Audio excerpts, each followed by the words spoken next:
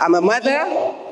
For the first time, maybe publicly, I will really say it and share my journey of my son, Muhammad Farid. But before I talk about Muhammad Farid, I want to recollect the first quarter of 1978. I'm talking about everyday people now, with an exception, it says. See, we take life for granted sometimes. The first I can remember of really meeting or knowing about someone who isn't like we think should be was around the first quarter of 78. It was a young child. And I remember she is my sibling, actually. She sat on the corridor and she was making funny noises and she was talking funny.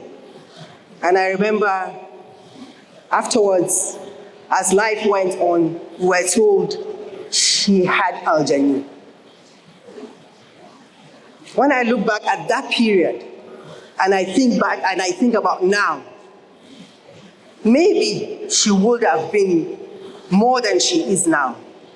So for her sake, and for the sake of a cousin's son, he wasn't really her son, it's her own co-mate, co-wife that gave birth to him. But my cousin died, you see. When she died and we went and we were all sobbing, there came a young boy and he put his hands by the door and he said, "You're all sitting down here crying. What about me? Who will give me food to eat?" That made us shut up a bit. Because there we were thinking he was an imbecile. See, we tend to call people stupid in this society. Ordinarily, there is the saying in Hausa that says, nobody is completely perfect. But then we don't have patience for the imperfections that some people come with. And we think because we are so perfect, we don't have patience with them.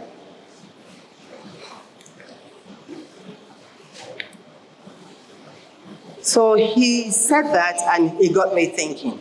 So that's my second encounter. Growing up, secondary school, I met a very close sister. We carried on, even to university. But she is different at the same time. Many didn't have patience with her. But I always had a way with her. And many will refer me, "Oh, talk to your friend, you know she listens to you." That was my 10th encounter. She too was believed to have Alzheimer's.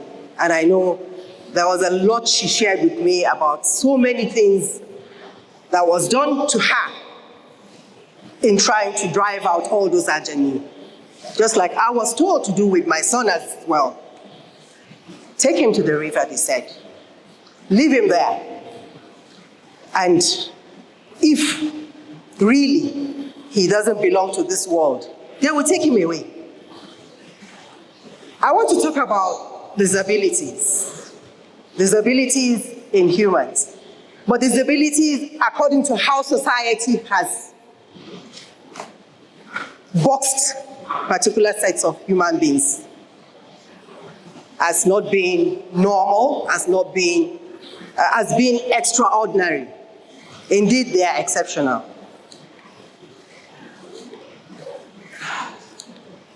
Disabilities, we have them in different shapes. I'm not a professor, I'm not a special needs person.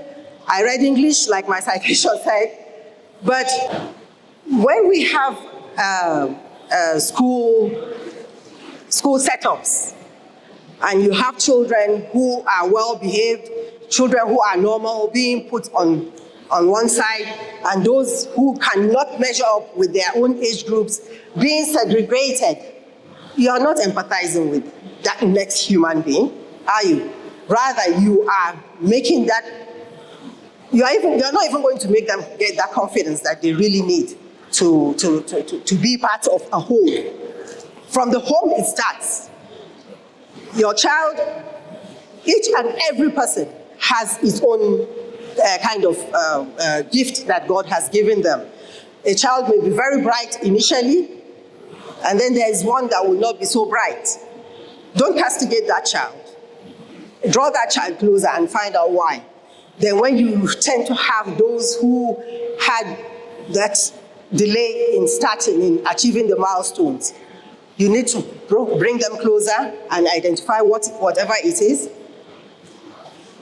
Special needs people, they are unique and they are exceptional. My son is named Muhammad Farid. When we were naming him, we didn't really think he was going to be unique. But coincidentally, Farid means exceptional. And he will be 19 next month. He still can't walk. He still can't talk. We do a lot of things, everything we do for him, except he now crawls, so he can crawl from point A to B. That's an achievement. 5, 10, 6 years ago, he couldn't even do that. If you sit him on the table now, he can start eating all by himself. Some years ago, he couldn't do that. So when you talk about exceptional, I'll come to that later. We talk about love and patience. See, everyone needs love in society. I never used to be one of the most patient people ever. But special needs taught me to really, really be patient. Even talking here now, I think sometimes I'm telling myself, slow down. When I walk, don't mind my body fat or size. I walk very fast. I walk aggressively because I'm thinking if I have to go by my size, I will be sluggish. So I want to walk fast. So you give people that empathy, that love, that patience. You extend it to people with special needs. Learn to bring them close to you. What happened? Are they human? If you believe they are human, then it's left for you to really, really help them. Hope. I run a center. The first thing, when I open the doors and I come in, the way they rush at me makes me smile. And I always have a glad heart throughout the day. And they rush at me irrespective of what they are doing. They come to me, picture, this one. They talk maybe one word speeches, but I understand them. And by understanding them, I give them their time and I smile.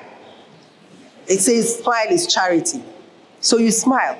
When you meet anybody, anywhere, the first thing, no matter your demeanor, your disposition that time, the friendly face you give that person is how comfortable that person will be to get close to you. So aside from offering them hope, because they will get that confidence from you, so that whatever you want them to do, they will do it for you. Then they've got talents. Nobody is an imbecile. Can we please stop calling people stupid, idiot? It's too deliberatory.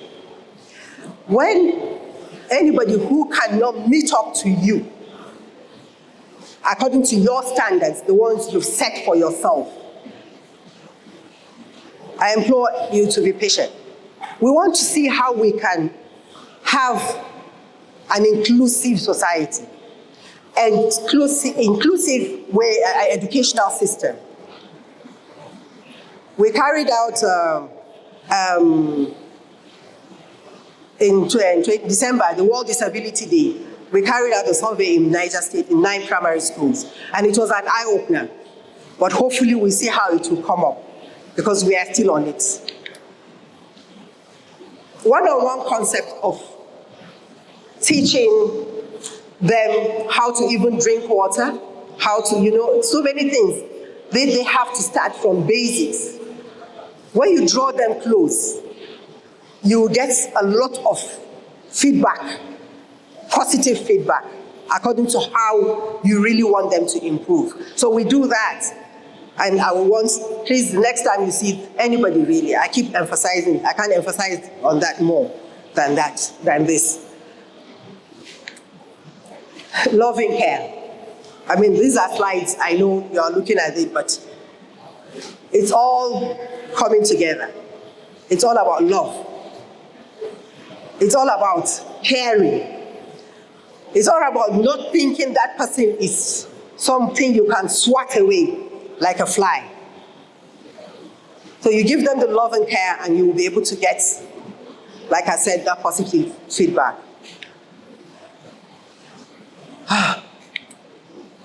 We involve them, in play. Some of them are good footballers.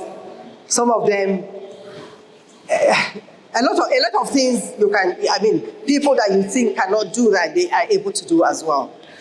So they're not out of the ordinary as humans.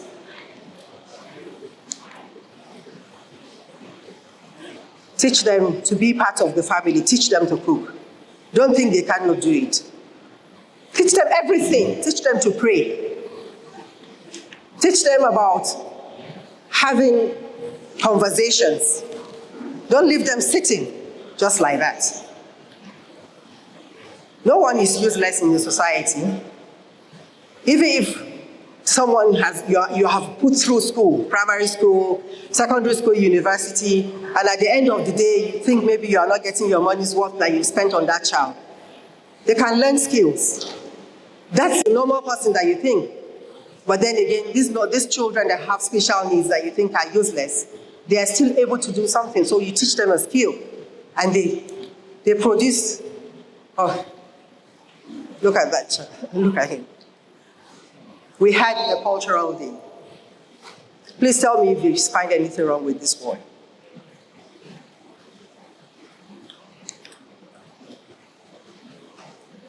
Almost getting to the end. Those are names of those that we think are exceptional in the world.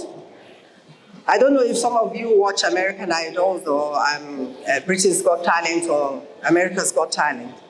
We met Cody Lee last year. He's autistic.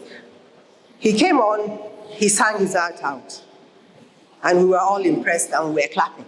I think at that point, many people forgot that he was special needs. All they were interested in was that he made an impression. We have those here as well who can make an impression.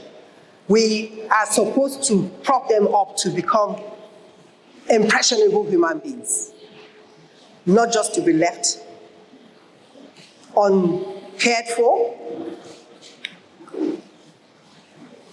Stephen Hawking is there, Albert Einstein, so many I can mention. Bill Gates, who is richer now, the richest, we always hear the story that he dropped out. Isaac Newton, we heard at 17, he wrote on the wall, and he left, he didn't finish. These are exceptional people, and they've made their mark on the world. My last quote is by someone, and it says, before I say that, please, I know the way I've been talking and I've been going, that's part of the stereotype as well. People always want you to be smart. They always want you to go according to script. So I'm hoping that my own inability to not do that pause for 2 seconds will be taken as being part of who I am and still be accepted. So the living, they say, owe it to the dead to tell a story. Really, the special needs, they're not dead. They may be dead to some people, but they are not.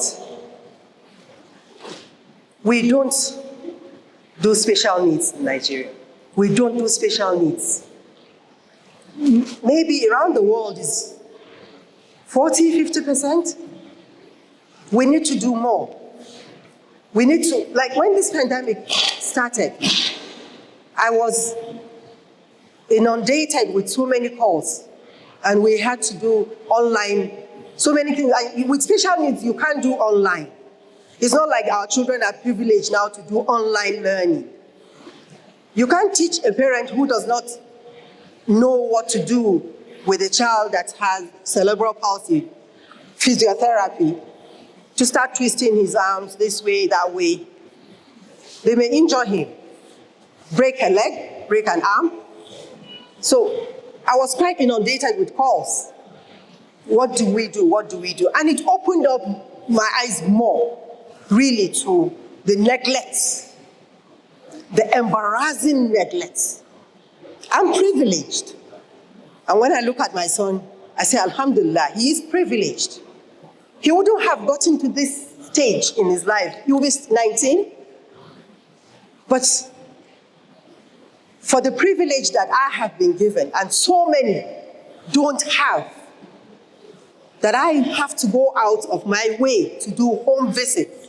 I go with my staff, and I hear people calling me up, please, in this area there is this, please can you come and talk to the family? I've met a lot of families who have opened up my eyes to so many things that I used to take for granted.